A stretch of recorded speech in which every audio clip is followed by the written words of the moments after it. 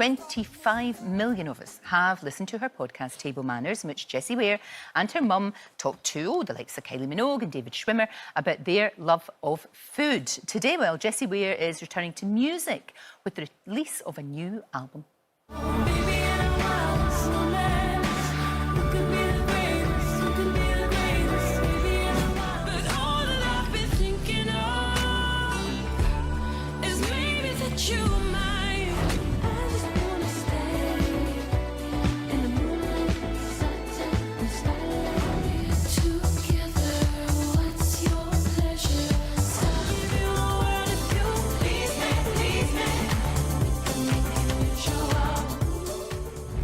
Well, Jessie's album, What's Your Pleasure? The Platinum Pleasure is out today. She joins me now. It's so good to see you. Congratulations. Obviously, I know that the baby's going to be due real soon. Yeah, I think in about 5 weeks, maybe less. Please, maybe less. I don't know. But yeah, thank you, Lorraine. Thanks for having me on again. Oh, no, it's lovely to see you. It's always a joy. It really is. And this book that you've got, everything's going on. You've got the new music. Let's talk about the music first, because Barack Obama was an inspiration. Well, yeah, I've said this before, but he's like the best publicist there is, really, because like he put me on the end of year playlist, and it just, my phone blew up. And this song I loved so much called Remember Where You Are got this new lease of life. Graham Norton asked me to go and sing, and then we released it. Gemma Arterton was in the music video. I love it. A lovely lady, when I was taking my daughter for a pony ride on holiday last week, she went, I love that video of you walking through the streets of London. I said, yeah, that wasn't me, that was Gemma Arterton, but I'll take it, thank you. And yeah, it's been amazing, and now here we are with the deluxe record out today. Fantastic. Again, congratulations. Also, as if that wasn't enough, I know, as well as your love of music, food, your love of grub is renowned. Obviously, the podcast has done incredibly well. And off the back of that, we've got Omelette. Now, this is a book with a real difference, because it really is about your love of food and how food brings us all together. You know, it's not just like being greedy and eating because we love it so much, like me, but it is a social thing, isn't it? And it brings families together, it brings friends together. It's a lovely way to socialise.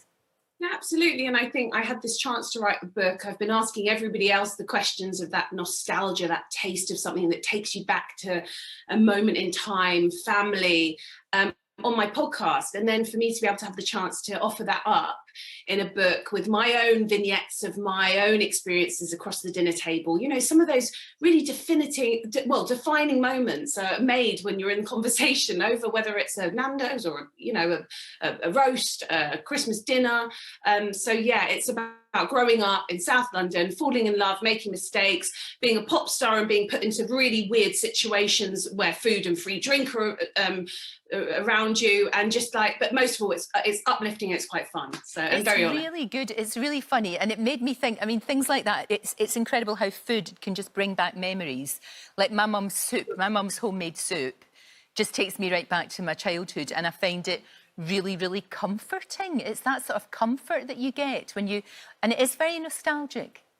Absolutely, yeah. I mean, my mum's a great chef and cook, and she gets to cook for all these people. And she absolutely, I always say that if she did it with a bit of an ounce of love, because actually she really resents doing the cooking, even though she's so amazing. I just wonder how much better it could taste. It couldn't taste much better because she's amazing. But no, I have so many wonderful memories of just being around the dinner table. I mean, a lot of fighting too, don't get me wrong. Excellent tastes. No, but that's good. I mean, you know, those kind of heated debates and discussions and all of that, that does happen around the family dinner table. And I think a lot of people, not so much now, we don't have those times. Everybody's doing their own thing and maybe watching, just grabbing something, watching the telly. But if you can make an effort to get everybody around the table, it's very special, isn't it? Absolutely. I think that's something that's so special about the podcast, that we get to kind of, well, I get to eat my mother's food maybe more than once a week with a stranger who's somebody that we respect or are interested by.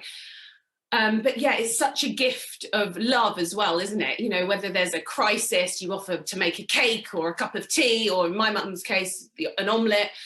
So yeah. Yeah, an omelette is, I think there's something, if you can make an omelette, it's those things, if you can make the simple things really well. I mean, I speak as someone who cannot cook at all. And really? Over the years, not Jessie, I'm hopeless. I don't do it. I'm not allowed. I don't do anything. My husband does everything. I'll tidy up. I will go and buy it. I will tidy up afterwards. I don't mind even scrubbing the horrible pan after scrambled eggs, but I cannot cook at all. Well, that's a team effort. That's okay. I mean, I'm the person that makes the mess, and then my husband really gets annoyed. So yeah. Yeah, so it's okay. You always ask people about the meal that they would have on that desert island, if they're allowed to take it away with you. What would yours be? Would yours be something like a Christmas dinner or like a big roast or something? It would be, but I think because it's so lovely and warm at the moment, I don't know if this is a pregnancy craving, because I don't really have them that much, apart from like a pickle and a bit of Emmental sliced cheese. I've been craving a chicken Caesar salad, and I made it last night, and I think I actually overdid it on the dressing, but that was something that in my desert island, I've been thinking about it and pining for it for about a week, made it, actually slightly disappointed me. But yeah, I'd have lots and lots of things in abundance. At the moment, I'd have like loads and loads of barbecue, kind of, I don't know, butterflied lamb, and then I have lots of different salads, lots of fresh stuff. But yeah, usually it would be my mum's Christmas dinner, her trifle, and my grandma's chicken soup and matzo balls. Oh, it sounds fantastic. Now, look, you're going to be going on tour soon, we hope, obviously after the baby is born. You're going to take the baby with you. Why not? I mean, yeah, the baby, I think also, the baby will be about 4 months. So the other two will maybe probably stay at home, because one's going to be starting school, and the other one, so my husband will probably stay with those two, and then I'll take the baby. So me and the baby will be having a disco party all around the UK. And I mean, I've done it once before when my daughter was 18 months, and it was a challenge. And it felt like the most intense camping experience of my life. But I'm going to do it again. It's my job. And babies, I don't know, at 4 months, you just stick them to you. I can't have the baby on stage with me, although that would be really nice in a sling.